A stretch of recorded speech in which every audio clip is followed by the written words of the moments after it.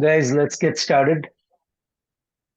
Wishing you all a very happy new year and upcoming Pongal in Chennai. And I have just picked up a cold yesterday, so my voice is slightly off, but that's okay. We'll push through this.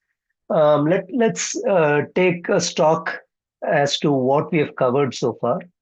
And we started off with our first session by Sam Samyukt Sridharan, who is right now in the Bharatpur Wildlife Sanctuary, taking very artistic bird photographs. And I'm sure he'll post more of his, things. You see that if you look at his Instagram, you can see his style has evolved. And that's what happens with people, as they learn more and more techniques, as they get comfortable with different styles, they evolve and their style also evolves. You can see that he's got a very different style than when he started.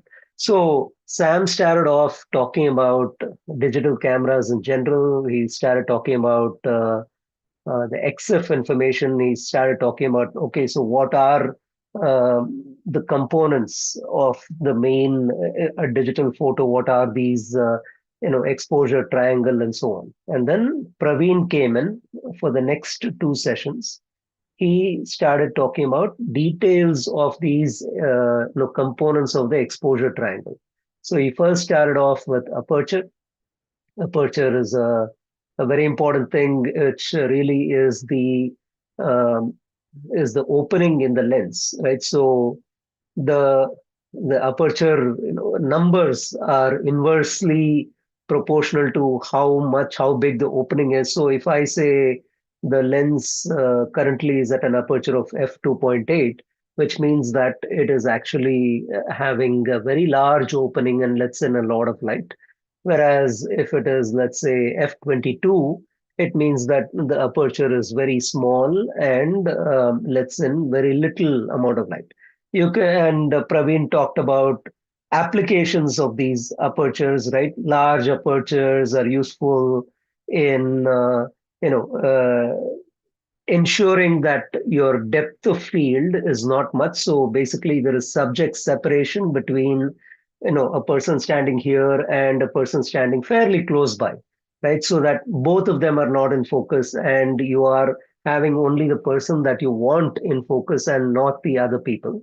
And large apertures, small apertures like f22 or f11 and so on allow you to have a large depth of field. So a large depth of field is useful in case, let's say, you have a big group photograph, like let's say people stacked in like three rows or four rows or something, and you want to ensure that all of them come in focus, right? So that's when you need applications like that is a small aperture giving you a large depth of field.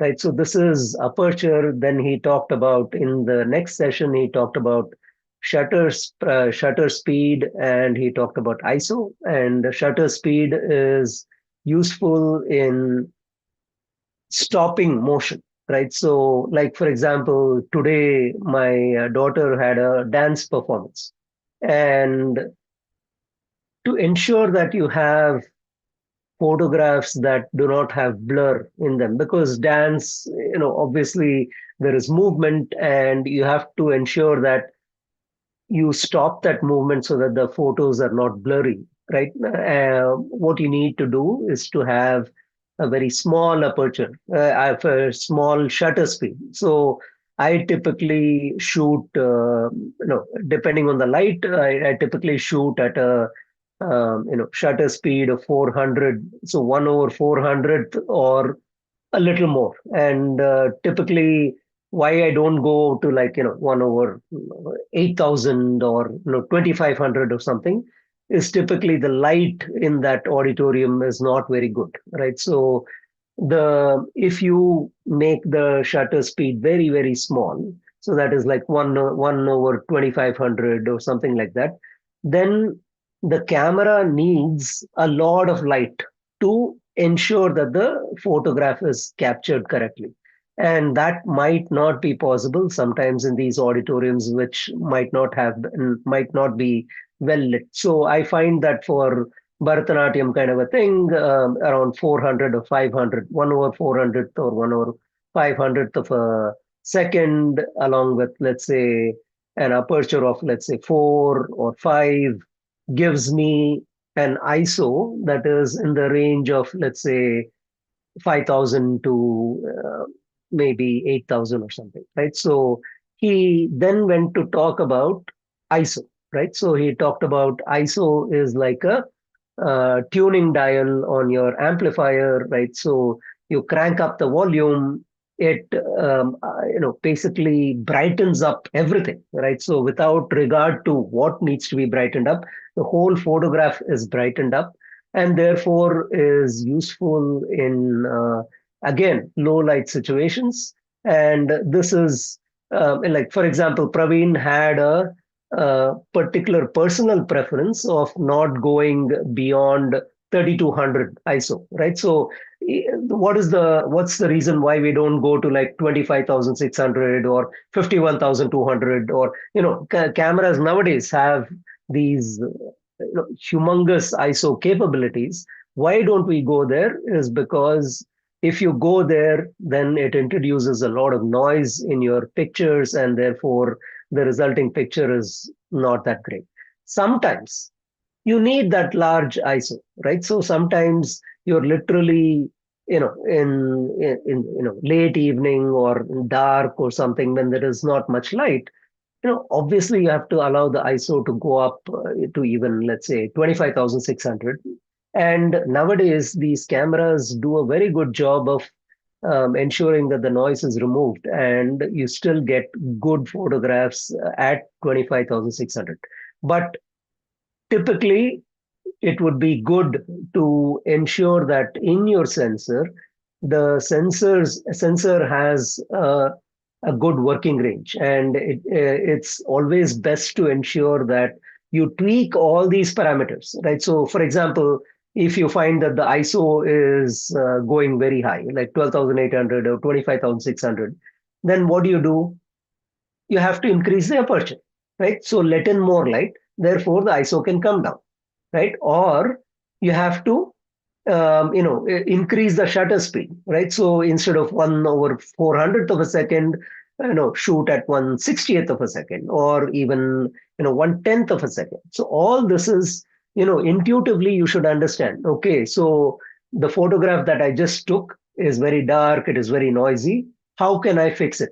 You have this triangle.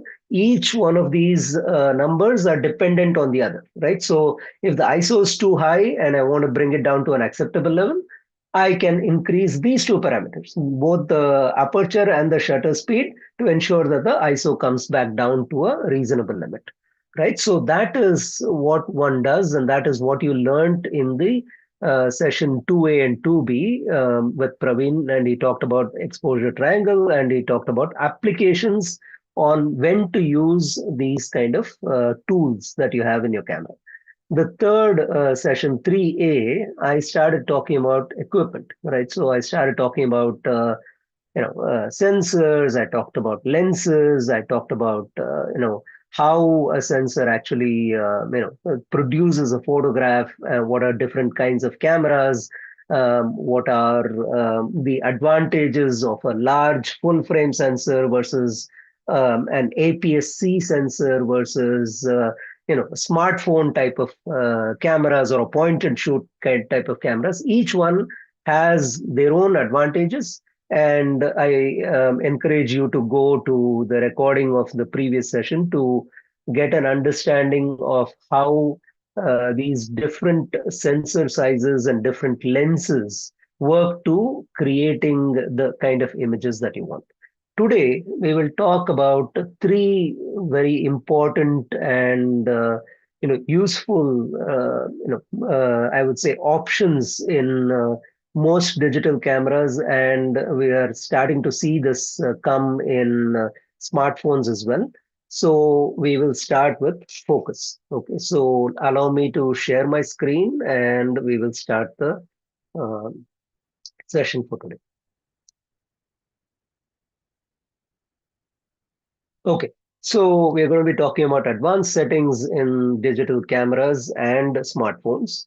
And the first thing that we will talk about is focus. Focus is obviously one of the most important things that you will do in taking that photograph. You have to ensure that the right object is in focus and to ensure that all the people or all the things that you want are in focus. Otherwise, there is going to be some issues with the resulting image, and you will be disappointed afterwards. So we'll talk about focus, and let us talk a little bit about this. Used to be there in digital SLRs. This is a technique called contrast detect autofocus. And what it does is that you can see that there is an image and it has black and white, like basically black bars and with intervening white stripes. And if the lens is not focused on this particular thing, then there is a focus sensor in these digital SLRs that show that there is not much contrast between one side to the other side. You can see that there is not much separation between these two things. So the camera realizes that this image is not in focus. So now let's look at what happens if the same thing is in focus. So there you go. Now you see that the same image is in focus, and look at what happens in that autofocus sensor strip. This is a specialized sensor in digital SLRs that allow the camera to control the focus, right? This is what is called autofocus. We will talk about manual focus, but I want to first talk about autofocus because almost 99.9% of us use autofocus. Now you see the difference between the first image and the second image in the red rectangle, right? Now you see that the thing is in focus. There is a clear separation between the black and the white and the gray, right? Then by analyzing this, it realizes that this image is now in focus and stops moving the lens, right? So it stops moving the lens back and forth and it says that, okay, now I've got the focus, and it stops. Now it allows you to take the photograph. If it was the first case, there is a phenomenon called lens hunting, right, where the lens keeps going back and forth to try to find the focus, and in some cases it might not, right? So it might not find focus at all, and it will not allow you to shoot a picture at all. Sometimes you can have an option that says that if I press that shutter button, it will take the photo no matter what, whether things are in focus or not. So this is contrast detect autofocus. This used to be in digital SLRs, right? Now, the most common thing in mirrorless cameras and in smartphones are something called the face detection autofocus. And here, basically, there are these lenses, there are these small separation, they are called separation lenses, and they this is how, like for example, this you can see how the autofocus works in a digital SLR.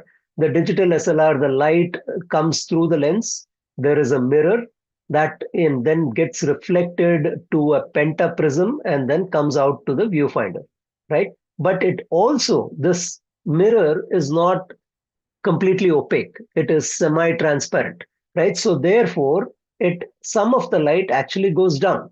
And then this light is then reflected by another mirror, and then this small thing that you see there is the autofocus sensor for these contrast detect autofocus. For phase detect autofocus, what happens is that the sensor itself, it is more like a mirrorless kind of a thing. The sensor itself then starts to become uh, these sensors that detect whether things are in focus or not, sensor itself detects that this is in focus. So again, this is a diagram that shows that this is a contrast detect, phase detect autofocus on digital SLRs. These are the separator lenses.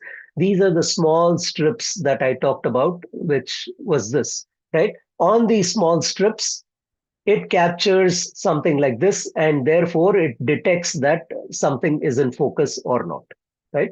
So this, in previous SLRs, my old 5D Mark II had a whopping 9 focus points in the whole full frame sensor, right? So it had 9 places where I could tell the camera to focus. The obvious thing would be the center focus, but if I really wanted to focus, for example, there was a group of people and my daughter was standing on the left, I can say that please use this focus point so that I can focus on my daughter, for example, right? So very limited number of ways that you could focus, and this, as time went on, right, the number of focus points increased and it allowed you more flexibility and so on, right? So now let us look at sensor-based face detection, right? So sensor-based face detection is where in each pixel of your sensor itself, right? Some of the pixels, again, I'm jumping a little ahead to what is now prevalent in Canons, but in most other cameras, some of these pixels are what are these phase detection sensors. Like, for example, you see that there are a lot of pixels, and then some of them spread all over the full frame sensor. They have this phase detection capability. The other ones are normal light detection capability, right? So you have sometimes your pixel is facing left, sometimes your pixel is facing right, and so on. That allows the camera to detect whether things are in focus or not. Now, how does this actually work? Excuse me.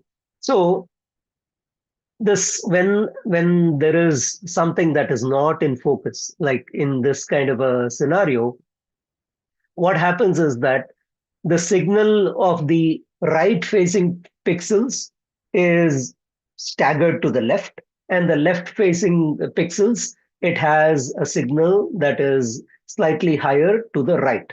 Then it realizes that, okay, I am not in focus and I need to move the thing. Whereas if something is in focus, then what happens is that left facing pixels and the right facing pixels both give you the reading, the high reading at this very center, and therefore it knows that it is in focus. Now, when something is actually back focus, so that is when the focus is beyond the sensor, then you see the other way around, right? Where the left one has the left, the signal is higher to the left and right is to the right? So that is what happens. This is how it detects that something is in focus or not. And obviously, the number of, detection, number of, uh, you know, autofocus pixels determines the sensitivity of the autofocus. But then not all pixels can be used for autofocus, because then what will happen to the actual light, the most important thing of the sensor, which is to gather the light and give you that picture, right? So you can't obviously take all the pixels and convert them into sensors, but that is in effect what Canon did, right? So this is something that came in like just in 2006 or 3 or something, where they said that I'm going to make all of the pixels that are there in the sensor capable of doing autofocus, and each one had a left facing and a right facing subpixel, right? So it is able to detect that something is in focus or not in every place of that sensor. So that is you can actually make this particular sensor focus on something that is all the way to the left corner, right? Which my my the 5D Mark II would struggle, right? What I would have had to do is to move it to the left corner, then lock the focus, and then recompose, and then take the photograph. All that is gone. Now I'm able to focus on anything that I want, and we will see an example, right? So this is what is happening, and there have been further innovations. Both Sony and Samsung in their smartphones, instead of having each pixel as two, now they have it as four, right? The problem with just a two, that is that there is a left facing pixel and a right facing pixel, is that it struggled to focus on contrast lines that were vertical, right? So the if it was vertically there was a contrast that was determined, then this kind of a thing would struggle, whereas this one took care of that problem by having both horizontally left and right facing pixels, as well as vertically left and right facing pixels. So it was able to focus on basically both things that have vertical lines that are in contrast, as well as horizontal lines, right? So this is something called quad pixel focus, like Samsung likes to call it, or Sony calls it as octa face detect, and so on, right? So this is what is there in the smartphones. Now, let us go and look at what is actually happening in your in your camera. Okay, so this is an example of the focus options. There are three things, right? One is the focus itself, but before that, there is whether the camera focuses once or it continuously focuses. And this is the AF operation, is what Canon calls it. Nikon has, continuous autofocus, AF-C, and so on. So basically, when the camera is continually trying to see whether something is in focus or not. So nowadays, with mirrorless cameras, pretty much we don't use this one shot, AF operation. We leave it in servo mode because they are so good at determining focus, and as you move, as your subject moves, like especially with dance, the focus keeps locked into a particular person, right? The other thing that is actually very new is this one on the very left, right? And here, what I will do is I will stop sharing and I'll actually show you with my actual camera.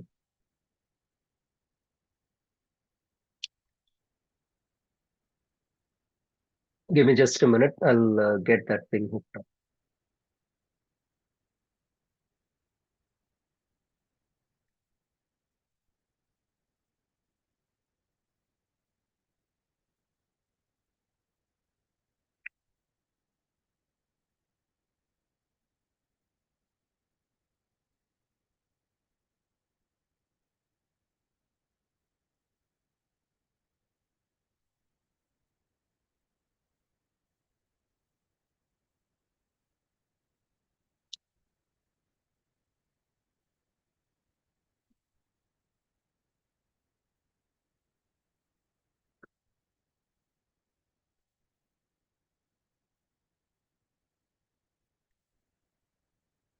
Okay, it's decided to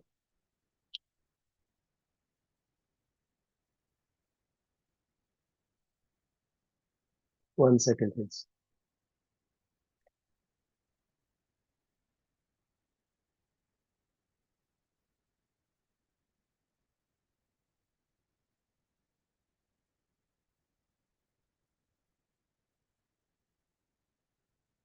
So Canon has a utility called EOS utility, and that allows, well,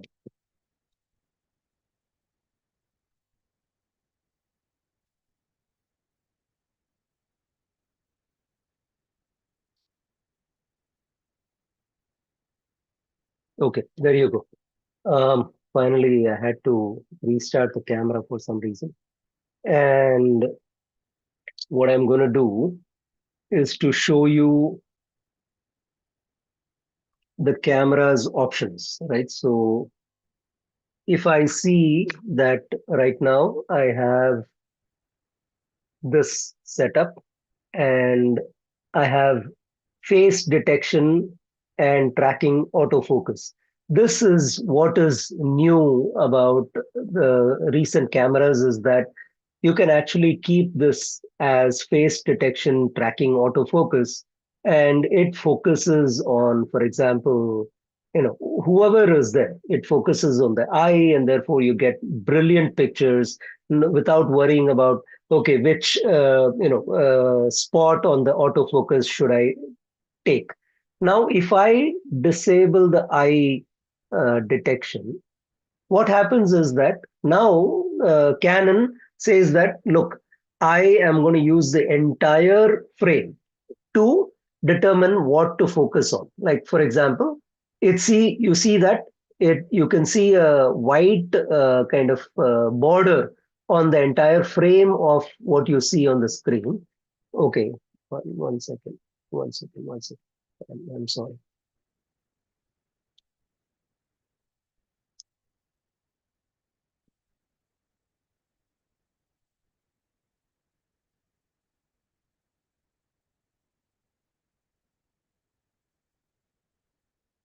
I'm sorry. Are you able to see the view from the camera now? Okay. So if I use, if I don't use that live view, you can see that the entire, camera sensor is in in focus in the sense it will use everything. But it is figured out that something interesting is in the center. So it has taken so many of these points and said that, okay, these are the ones that I want it to focus with, right? So it is going to focus on something and it will, if I take a photo, it will take a photo of that, right? And you can see what was there in the photo. Now I'll choose, let's say I will choose eye detection enable, right? And then I will zoom into that. Now, can you see that it has detected my eye, right? In that small, zoom window, and it is focusing on that particular thing, even though the entire frame is available for it to focus, it is able to detect the eye and it is able to take a photo of that. So this also is an extremely useful, innovation in focus that is happening. Now let us go to other focus methods, right? So this is something called Spot AF. Spot AF is actually interesting because Spot AF means that it takes a very small, you see that small little blue dot, right? In the blue rectangle or blue square in the middle, it is saying that I want you to focus with only that area. So of the entire sensor, I want you to focus only using that area. Now, what I can do in this, with this camera is that I can actually say that I want you to move that focus and put it there. Now you can see that the focus is changed from the laptop screen to another SLR that I have, right? Now, if you see, the focus is now on the SLR that is up there, right?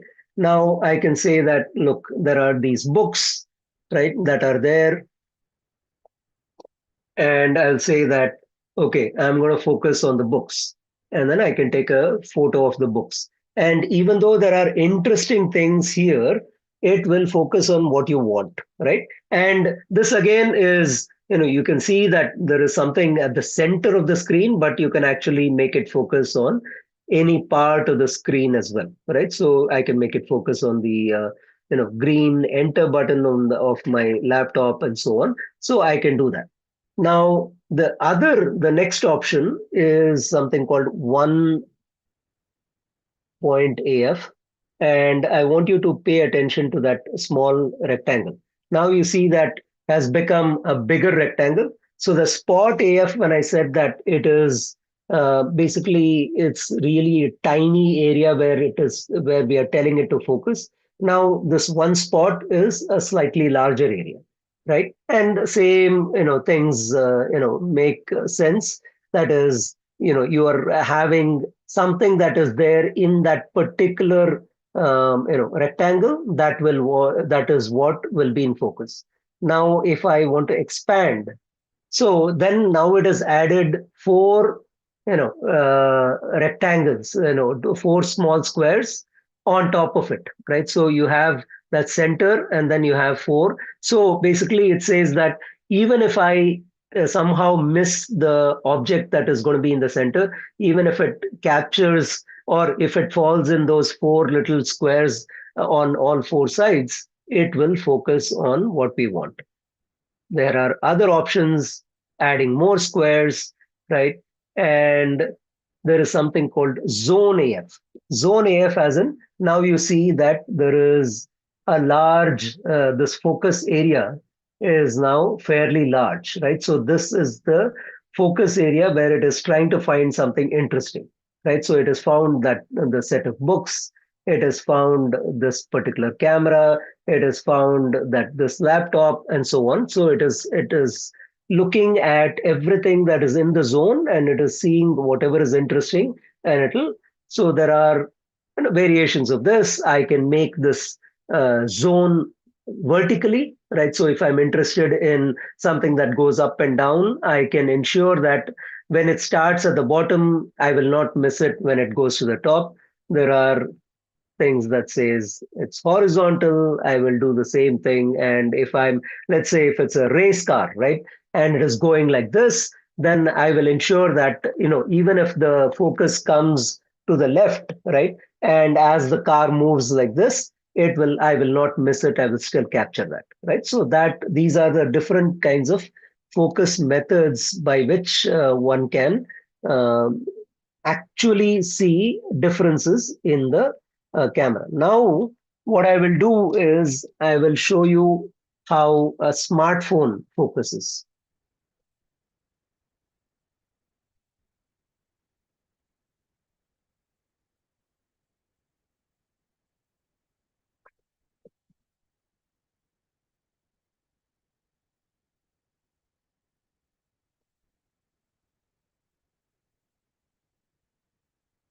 Okay, so I have the stock app of the iPhone, right? And I have something, it's able to view something. So I have a laptop and I have these screens.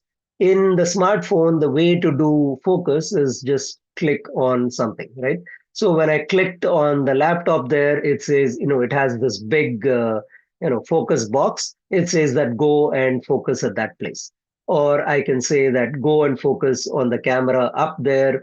And so you can see that the camera, and it very quickly moved back to the center. You see, if I didn't click this. So if I go and make the focus box on the laptop's mouse pad, it goes and focuses that. So this is a way to focus using the stock camera app.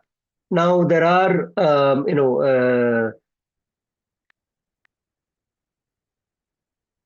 apps that are this is something called Project Indigo. This is from from Adobe. It is available for both Apple as well as Android, and it allows almost SLR type.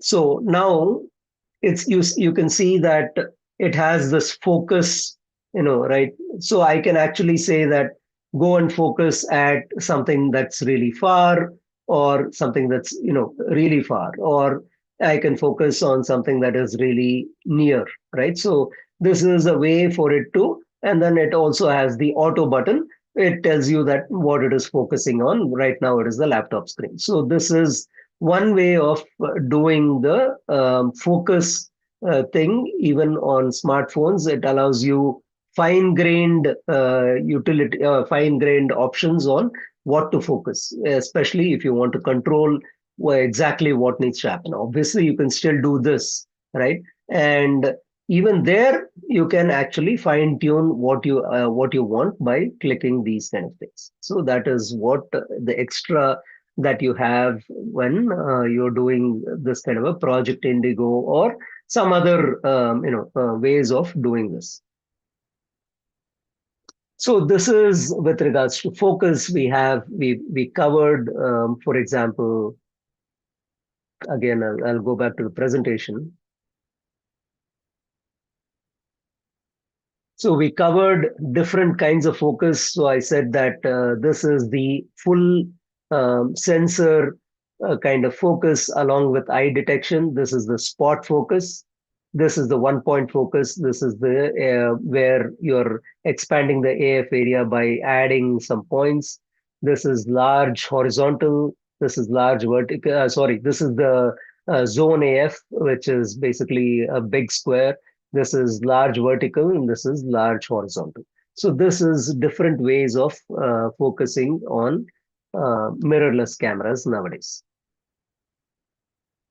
Now, this is something that you can see that I wanted to focus on this particular flower, so only that bud is in focus. All the other ones are not in focus. So it gives you a nice view of subject separation, right? So I can separate these images by ensuring that the other ones are not in focus. But sometimes, right, when focus is difficult, like for example, you take this case, right? So I was recently in Kaziranga National Park, and we happened upon this large monitor lizard, right? But it was in a thicket of large grass, right? So when no matter what I did, I tried to turn that eye focus on, it couldn't catch the eye somehow, maybe because it was so far, right? I'm talking that I have taken, you see the XF picture, XF information on the side, right? I have taken 100/500 lens. I added an extender 1.4x and I've gone to the maximum, that is 700 mm, which means that it is at the limits of what the lens can resolve. And that's probably why it didn't pick up that eye. And I had to manually focus. So at that time, what you can do is you can turn the autofocus off, and there is a dial on your lens that you can slowly turn back and forth, and ensuring that the subject that you want is in focus and the other ones are not in focus. In this case, because of the distance as well as the aperture was fairly high, f10, what happened is that the grass, surrounding grass, is also in focus. But if it were fairly close by, you will be able to ensure that the grass is all blurred and only the monitor lizard is in focus, right? So this is a manual focus example from fairly recent. Now, when you are doing manual focus, nowadays most cameras have this something called a focus guide, right? When you are, when you're turning this focus dial, right? It actually helps you by showing, something like this, which tells you that, like for example, this is in front focus, so that means that the focus is in front of the car, and this is in back focus, so that is the focus is behind that headlight that I'm trying to focus. And when these two triangles align, that is when the focus is right on that center of that square, right? So whatever is there, it has been focused on that particular thing. So there are aids to manual focusing. If you can't trust your eyes, these kind of things help you a lot in terms of what is in focus and what is not. Now there is even more help, right? So there is something called, you can turn this option on, which is called manual focus peaking, right? Which tells you by coloring what you see on the screen in a shade of, in this case, it is kind of like pink, right? It colors that to tell you that That is what is in focus. So now you see that this glass that is in the middle is like kind of like copper hued, like kind of pinkish. So it tells you when I'm doing manual focus that I have the focus on the object that I want to, right? So this is clear indication that I wanted, for example, if I wanted that lizard to be focused, I can see like red small stripes on that lizard, so I know that that is the one that is in focus. Now, the same thing if I wanted to focus on the glass in the front, you can see that the glass in front has these reddish tints to it, so that you can see that that is in focus and not the others, right? So these are ways that cameras nowadays are helping you even in cases when focus fails, right? So autofocus is failing and you wanted to finely control what the manual focus does. Now let us go to that is all I have for you with regards to focus. But now let's go to another very important thing, which is called metering. Metering is how the sensor detects how much light is out there, and it then adjusts the exposure to ensure that the resulting image comes out nicely, right? So all this, it is nice or not, and all that has been predetermined into algorithms in the sensor, and this metering is how one does that in these cameras. Now, previously, again going back to DSLR days, there used to be, just like we used to have a different autofocus sensor in DSLRs, there used to be something called a metering sensor. And again, this was, it used part of the light that used to be coming from the main mirror. And then it used to take that light into this metering sensor, and that metering sensor would tell, right? Okay, so what is the quality of light? Is it too low, or is it too, it's too bright? Then I should dial down the exposure and so on. So these are metering sensors, and this is how light is, basically, by using a little bit of that light, it detects that, what exposure it needs to dial in. This is again DSLR days. Nowadays, in mirrorless cameras and modern SLRs, the whole sensor is essentially a metering sensor as well, right? So the entire sensor can detect what kind of light is out there, and it can detect that what exposure I should dial in, right? So again, let me go back to the camera, and I'll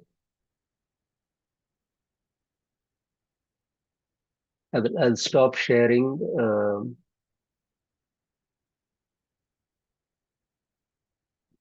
the presentation, and I'll go back to this live view.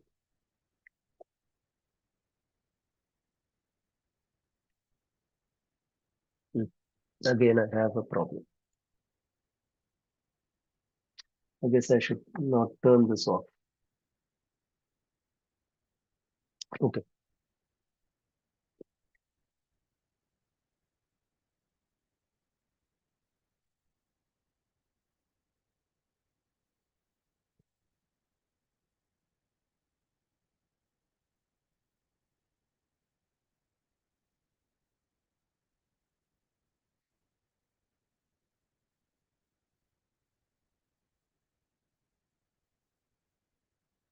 Okay. Now you can see again the view through the camera, and here I am going to do some metering adjustments in the camera.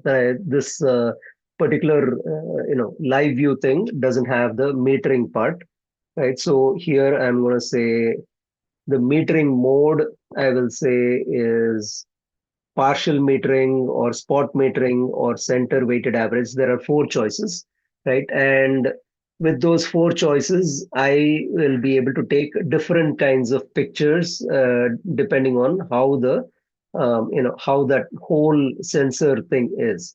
Like for example, if I say that, see, I'm trying to show you. the center weighted thing, but it is focusing on something onto the right, right? So if I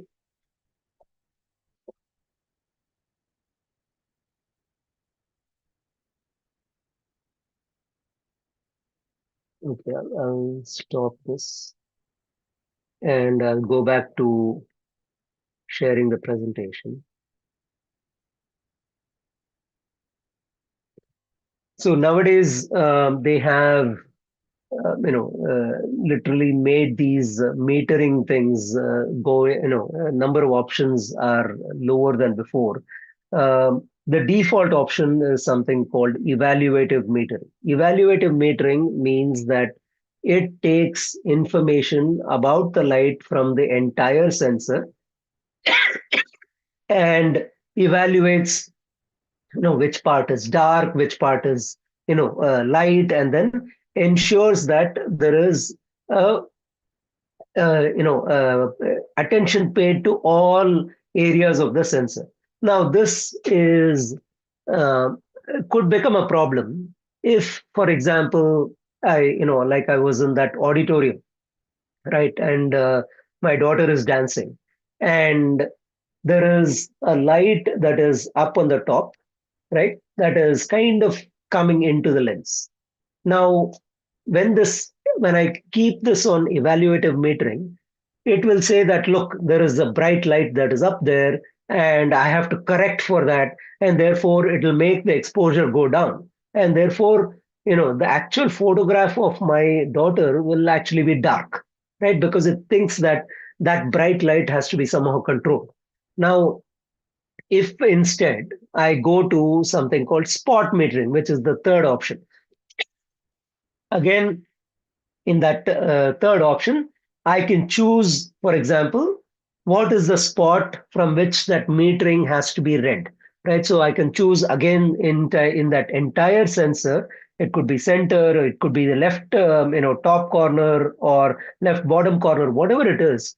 I can say that go get your light information from this area. Ignore all the light information that you're getting from the other parts of the sensor and rely on this guy to ensure that you calculate the correct exposure. So this is a way, if you see, for example, that in a particular image that, you know, like for example, if we take, photographs and you see that, especially when there is a backlight, right? So then you see that you have like silhouettes. Now, to avoid those silhouettes, what you can say is that, look, go to this particular place and take that information from there. And obviously what will happen is that there is huge amount of light coming in the other areas. Now the other areas will be overexposed, what we call overexposed, whereas you don't care about that overexposure there, because what you want is that these people that I'm taking the picture of, they are exposed correctly, right? So that is what is useful in the, center weighted average, center weighted metering, which is, takes information about mostly in the center. Spot means that it depends on the spot on the sensor and from which it will take the information. Now, the last one is that it takes an average of the entire sensor as well, right? So it has this metering modes that allow you to control the exposure in cases of different, ways of doing things. Now, let's see an example of this, right? So now you see that, okay, there is a, there's a person standing in at the bottom of the staircase, and the person has chosen evaluative metering, right? So the staircase is bright, and therefore the camera has decided to expose for the staircase and not for the person there. And therefore, what happens is the person ends up being dark, right? Now, let's look at the next one, which is center weighted, right? So, center weighted means that it is taken the railing, right, on the center and exposed for that. The subject is still dark. Now you go to that the third one, which is spot, right? The person has obviously put the spot on the girl, right? So the girl is now correctly exposed.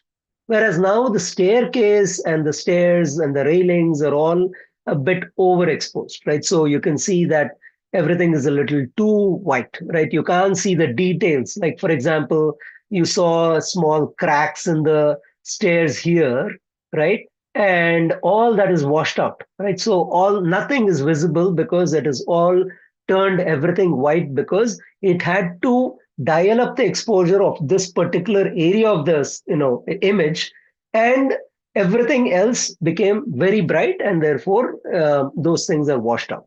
Now if you take that weighted average, it basically takes the average of the entire screen, and it is figured out that the stairs are the way to do it, and it is exposed for the stairs, and you see that the girl is completely dark. So these are different applications of metering uses. Specifically, the most useful thing is, I mean, I would advise typically leave it in evaluative metering, which is the default option.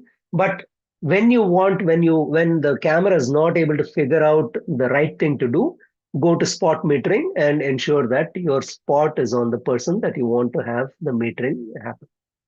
Okay, so now the last topic of the day again is going to be another important thing that we do is something called white balance, right? So what is white balance? White balance is that the sensor figures out what is white, right? So it typically exposes for around 4,500 Kelvin, right? But it figures out what in your, the thing that it is seeing is white, and then exposes the remainder of the scene based on the color temperature of these different objects. So that is why sometimes you see people again having like yellowish hues or something, like their skin is not natural, it has yellowish hues. That means that the white balance has done the wrong job, and it has made the photograph a lot warmer. So that means lower color temperature than it should, right? Sometimes you'll find that everything has a like a bluish tinge or something. So there you would find that the camera has failed, and it is figured out that I need to make it very cool, right? So I said warm as in low Kelvin. Again, this is counterintuitive, but warm colors is low Kelvin temperature. Cool, pictures are high Kelvin temperatures, right? So when you go and make that Kelvin temperature very high, you start to see cool bluish kind of tints to your pictures. And SLRs nowadays allow you to manually adjust these exact number of Kelvin that you want, so the white balance is the correct thing, right? But what I usually find is that I play around with, I start with auto white balance, and then I check out this shade or cloudy. Those two things are usually, they gives me a good, good exposure. Like for example, today, because it was a auditorium, my daughter was dancing, the floodlights happened to be these kind of old school tungsten kind of lights. So therefore, I had to choose that tungsten auto white balance in order to correctly expose the skin tones of the person. And here is an example of what will happen if you choose different, white balances. So this is auto white balance, and then you have sun priority, so you can start to see that it is a little whitish, not normal. And then you have this shade and cloud, which is giving you, it is basically giving you more color to the skin. And then you see this fluorescent light, which is the cool light, which is turning everything into bluish shades of things. So that is, it's making things cooler, and therefore it is again distorting what the photo that you're getting. But this is very useful in case the camera doesn't find the right auto setting. Again, we've talked about three important things today, right? So we've talked about focus. Again, autofocus is almost always excellent. And nowadays, with the digital cameras, they have excellent eye autofocus. So you are able to literally focus on the head of the person that you are shooting.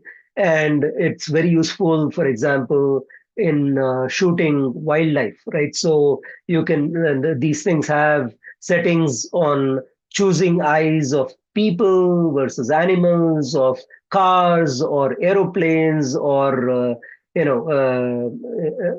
trains and so on. So they have different. All this have been trained using AI with different, with lots of images, so the camera can recognize where to focus. So for example, if I'm taking a train, it knows where to focus. If I'm taking a picture of a car, it knows that I have to focus on those headlights or on the bonnet, and therefore to get the car in focus. And once nowadays, with these focus algorithms, once it locks onto a particular subject, then it, even if you move the car or if the subject is moving, it stays with that subject. Therefore, you can keep taking multiple pictures as the subject moves, right? So that is what happens with autofocus, that is nowadays having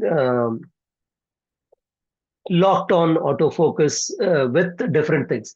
And more interesting innovation that has come recently in very high end cameras is that now I can, not in my camera, but in the newer cameras, I can record like up to 10 people in the order of priority of who I want to focus on. Like, for example, if, like, for example, again, I go to the dance concert and I know that I wanted to usually focus on my daughter. And then there are a troupe of dancers. So, like, there are 5 or 6 dancers. Even if somebody else is in the center of that frame, right? It figures out that my daughter is on the left, and it'll, because her face is priority, it will go and focus on her, even though my camera is focusing on somebody else in the center. Usually, it moves the focus point to the eye of the person that is in the center.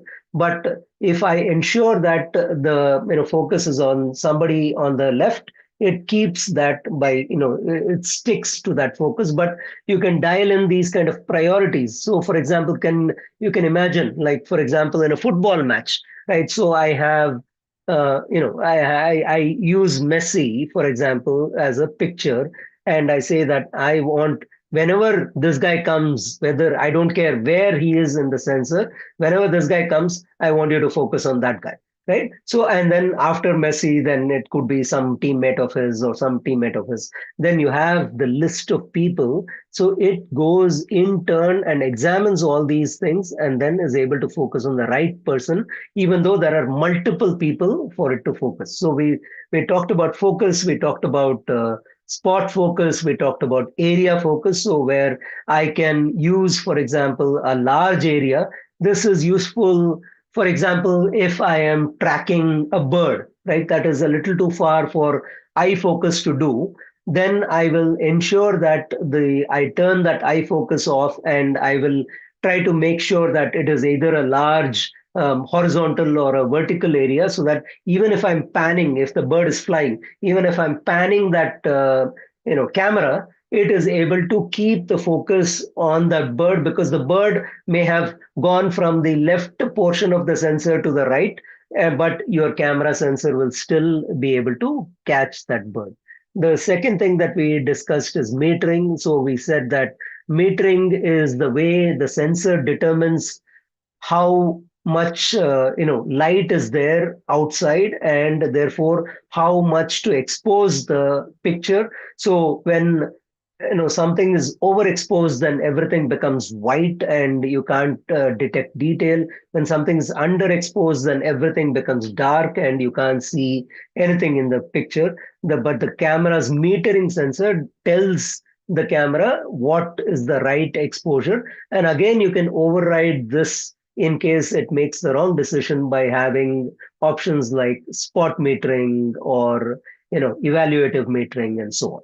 The last one that we discussed was white balance, and white balance is useful if the camera again fails to recognize the natural light that is in the camera in front of it, and it decides to overcompensate either on the warmer side by making everything more yellowish and brownish, or on the cooler side by making everything a little bluish, or something like a fluorescent light kind of effect. So you can change by using different options on the white balance as well. So at this time, I will stop and I'll ask if you guys have any questions. If anyone has any questions, please feel free to ask now.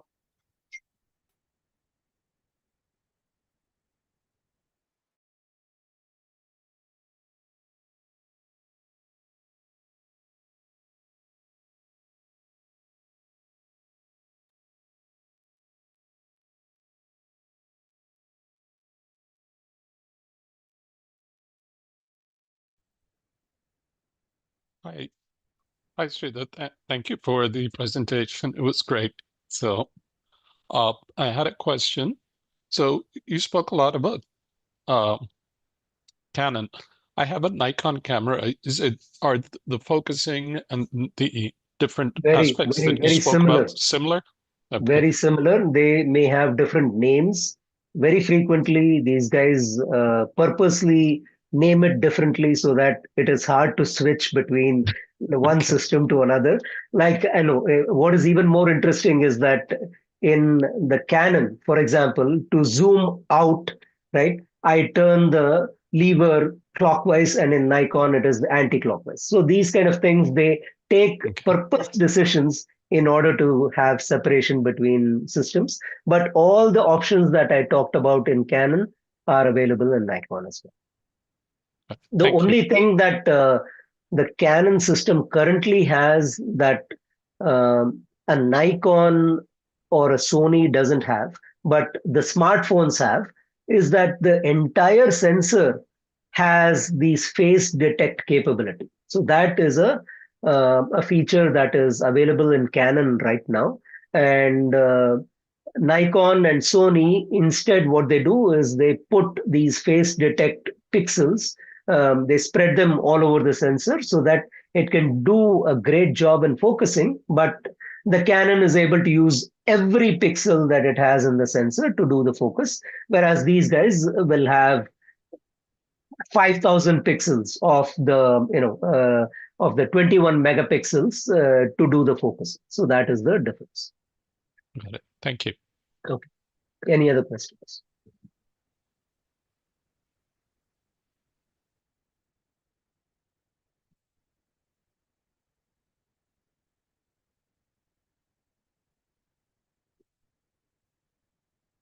I'm assuming that So I'm assuming that everyone understood whatever we spoke today. There will be a quiz next week. I'm positive that all of you will get 100. So anyway, if there are no questions at the moment, please feel free to post your questions in the WhatsApp group. There are very experienced instructors, and you could see from the kind of discussions that have been going on in the group. There are people who have been used to cameras for a long time. They'll be happy to handle these questions if we can't get to them first. Okay, so again, the idea behind those weekly photography contests was for you guys to go out and shoot, right? So again, I take this opportunity to tell you that go out and shoot, play around with these options, see what results you get, and see in what cases these things have to be used. So nowadays, a modern mirrorless camera, you leave everything in auto, it actually does a fantastic job. But It is when in those, let's say 5% of the cases, when you want it to do something different, is what you have to understand these options, and you need to know what to choose among these options so that you get that perfect shot. Right. So yeah, I don't want you to miss that shot just because you were in auto and then the camera decided that the white balance is screwed up, or the focusing was on the wrong thing, or the metering allowed for everything to be metered, and therefore the actual subject that you wanted is dark, and so on. Right. So this is by understanding how to control and how the camera operates, one can take the auto photographs that the SLR or the mirrorless cameras do to another level. Right. So that is the intent behind you guys moving away from auto to understanding what these options do. Our next session is literally going to be in 2 weeks. It's literally going to be what you would get to moving from that auto mode to what Canon calls as the P mode. P mode as in program mode. We will tell you what are the advantages in going to the program mode, what additional capabilities that you can dial in that you are not able to in the auto mode.